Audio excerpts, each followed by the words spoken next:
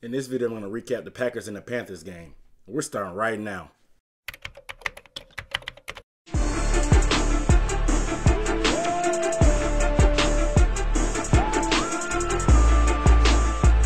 What up, though? What's up, everybody? It's Aaron Duncan here with the Necessary Bluntness. This is the show where we might not tell you what you want to hear, but we're definitely going to tell you what you need to hear. And on this channel, I give you a recap of the best division in the NFL, the NFC South. So if you want to see more videos about the Saints, Bucks, Panthers, Falcons, go ahead, hit that subscribe button below and give this video a thumbs up. But without further ado, let's go ahead and get into this game. It was an awesome game. The return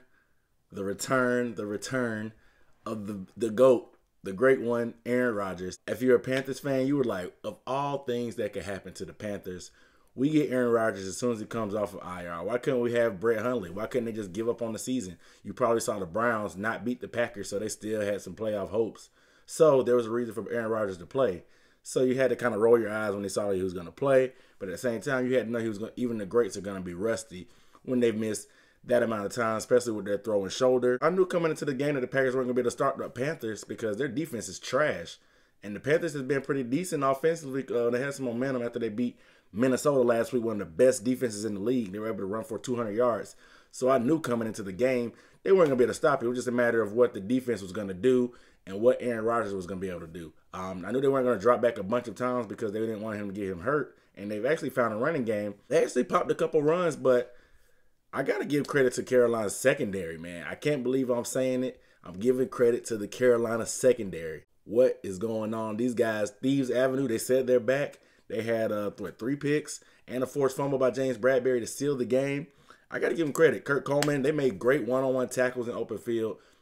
That's kind of what happens with these guys. I mean, Rodgers scrambles around. He hits these guys on the run. They break a tackle or two, and they're off to the races. But they get a good job of staying disciplined and making one-on-one tackles. I don't care if Aaron Rodgers is rusty, though. Getting 3 picks, especially from our secondary that didn't have a pick by corners until last week, is huge. You still have to take advantage of the opportunities that present themselves, and they did. They needed to rough Aaron Rodgers up. I mean, I hate to say it, but they needed to rough him up. He was coming back. They needed to hit him. They needed to not let him be comfortable because once he settled in and got comfortable, you know how this guy can get rolling.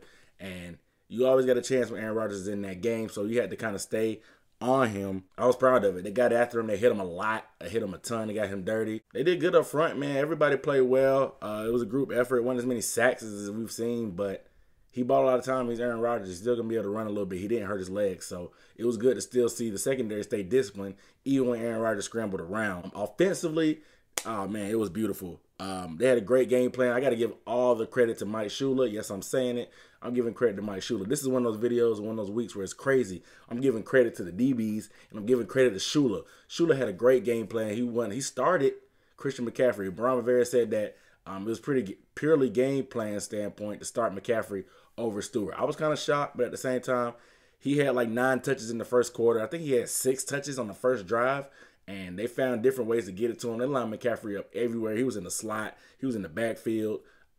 He was out wide, and the Packers like to play a lot of man coverage. They put safeties, linebackers on him, and they couldn't stop him. I just got to give him credit. Like, it seems like Cam also made a concerted effort to give the ball to Greg Olsen, and I love it. Last week, he didn't have a catch. This week, he led the team in targets, receptions, and yards.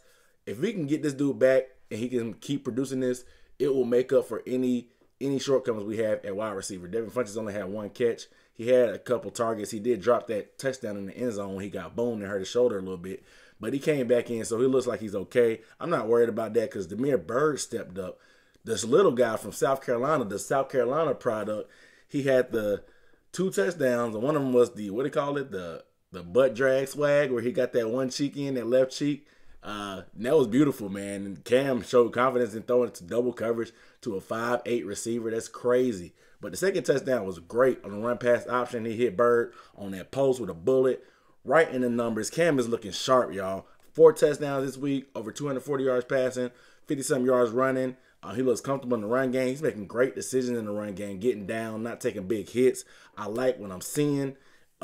They're rolling, man. If we can get this balance with the run game between McCaffrey, a little bit of Stewart every now and then Cam especially everywhere, I don't know how you can stop. When Cam's rolling with both the run and the pass, we're probably the best offense in the league. It's so much stuff to stop. It doesn't really matter who's at receiver. We'll have to see if Damiere Byrds can keep producing and who's going to get. We don't know who to stop. When Cam's throwing it to anybody like it is, that's one thing. He doesn't discriminate. He'll throw it to anybody. That's why 1 week Funches will have 8 targets, and this week he only had 2. So I like it. Nobody knows what the game plan on. Do you game plan McCaffrey, Olsen, Funches? Now you got Bird in there. They don't know what to do. This team is rounding the shape at the right time. Trey Turner missed the game with that concussion.